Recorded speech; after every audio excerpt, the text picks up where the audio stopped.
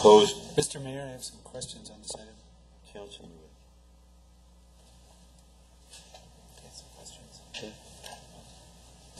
Thank you. Yeah, I have some concerns about the item, if you don't mind, if this is the appropriate time. And these questions possibly might be appropriate for the city attorney to answer or anyone that knows the answer, but I'm a little concerned. One of my questions goes to items under Section 1983 in Title 42 of the U.S. Code and Section 1985 in Title 42 of the U.S. Code. But before I get to those, I want to actually first ask about legislative immunity. It's my understanding that city councils do not have legislative immunity in all actions they might take, and that there's a four-part test for legislative immunity. And if immunity does not apply, they may be held personally liable for their actions. And one of my concerns in relation to that is that to the extent that staff participate in an action which is potentially questionable, they may also not benefit from those protections. So in that connection, let me ask a little bit about Section 1983, Title 42, U.S. Code. This is in connection really with both the First and 14th Amendment rights of Councilmember Meyering, but also with respect to his constituents. And I think these rights are at issue, and these federal issues I think are involved in this particular item. Under Section 1983, it refers to any person who under color of statute, ordinance, custom, or usage subjects or causes to be subjected any citizen to within the deprivation of the rights or privileges or immunities secured by the Constitution. And under Section 1985, it specifically references if two or more persons in a state or territory conspire to prevent by intimidation a person from either accepting or holding office or discharging their duties, then there are potential consequences which include liability and so forth. So I guess I have a concern about even considering this item at all, because I actually don't know that there's any factual basis for executing an item like this. I don't know that it's within our authority since there's lacking any factual basis, and I think there are additional liability issues which go, for example, to vicarious liability. And I really think that the city has a major vulnerability here, and I would suggest that we actually not proceed with this item. Thank you. Did you want those questions answered by the city attorney? That would be great. That would be fantastic. I didn't know. I think legal advice would probably be good. I want to point out, though, that if a council or persons on a council are acting outside of their official authority, it may be well for them to get personal legal counsel, because the city's council is actually counsel for the city as an organization and not for members who are acting outside of their authority. Thank you. So I'll just say generally that there is a substantial body of law in California that allows legislative bodies to make resolutions of disapproval or censuring the conduct of their fellow members. Council members on legislative bodies have free speech rights similar to any individual that has free speech rights, and expressing disapproval has been upheld numerous times by numerous courts. So there is some authority for that. Thank you. I'll go ahead and read it. It's again proposed resolution of the City Council of the City of Sunnyvale disapproving and censoring certain behaviors of Councilman Patrick Meyering. Whereas the City of Sunnyvale has determined that it is essential for an effective functioning of a city for the public to have confidence in its integrity of local government and its fair and effective operation. And whereas the City of Sunnyvale has adopted a code of ethics and the code of and conduct for elected and appointed official policies which establish ethical standards of conduct for all city officials, including elected officials.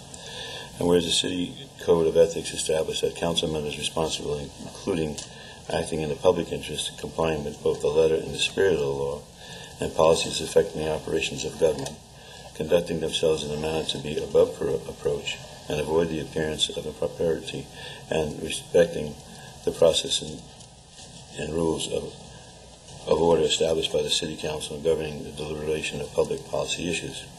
And whereas the Code of Ethics embraces the value of free speech as a bedrock of democracy and recognize that difficult questions, tough challenges to particular points of view, and criticisms of ideas and information are legitimate elements of democracy in action. And whereas in order to facilitate healthy, robust debate and council discussion, the Code of Ethics requires that councilmen refrain from abusive contact, personal charges, or verbal attacks upon the character or motives of other council members, the staff, and public. And whereas the Code of Ethics requires that in public meetings, council members shall practice civility and decorum in discussions and debate, honor the role of the chair in maintaining order, and avoid personal comments that could offend other members. And whereas Councilmember Meyering repeatedly exhibits discourtesy, disrespect, and disregard to the mayor and other council members during council meetings by accusing them of being unethical, immoral, and corrupt for participating in matters that, as council members, Meyering himself admit that are legally authorized to participate in.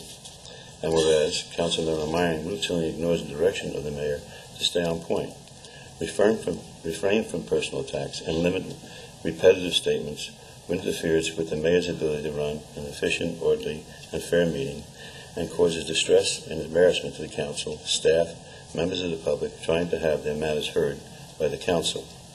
And whereas Councilman Meyering's repetitive, hostile incitedness based on partial truths, assumptions, exaggerations, degrades the level of discord and impairs the council's ability to function in a manner that people of Sunnyvale deserve. And whereas the Code of Ethics, as a means of implementation, provides that all council members shall receive a copy of the code upon their election and shall be required to read it and sign a member statement, the model of excellence, affirming they have read and understand the Code of Ethics.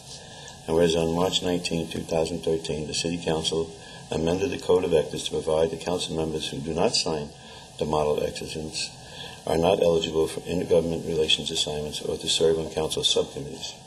And whereas Councilmember Meyering refuses to sign the model of excellence and as such has rendered himself ineligible for intergovernment assignments or to serve on council subcommittees. And whereas the Code of Ethics provide that council members who intentionally and repeatedly do not follow proper conduct may be reprimanded or formally censured by this council. And whereas Councilman Meyering has received 2 prior written reprimands from the mayor, admonishing him to comply with the council policy and observe decorum and the Code of Ethics.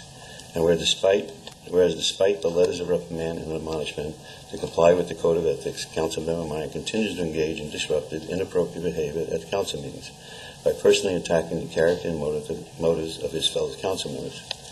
And whereas at the meeting of April 30, 2013, the City Council voted to agendize an item for the May 7, 2013 council meeting to consider taking action to censure Councilman Meyering. Now therefore be resolved that the City Council of the City of Sunnyvale follows Section 1, the above recitals are true and correct and are incorporated herein as such set forth in full. Section 2, Councilman Meyering's conduct has violated the City Code of Ethics and is inappropriate, and unacceptable for a public official representing the City of Sunnyvale.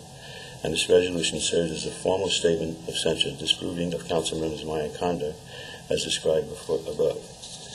Section 3, the City Council requests that City Councilman cease this behavior and conform to his conduct to the Code of Ethics and the rules and policies governing City Council meetings. Adoption by the City Council will be held on a meeting on May 7, 2000 by the following vote, and that hasn't been done yet. So anyway, that is the proposed resolution.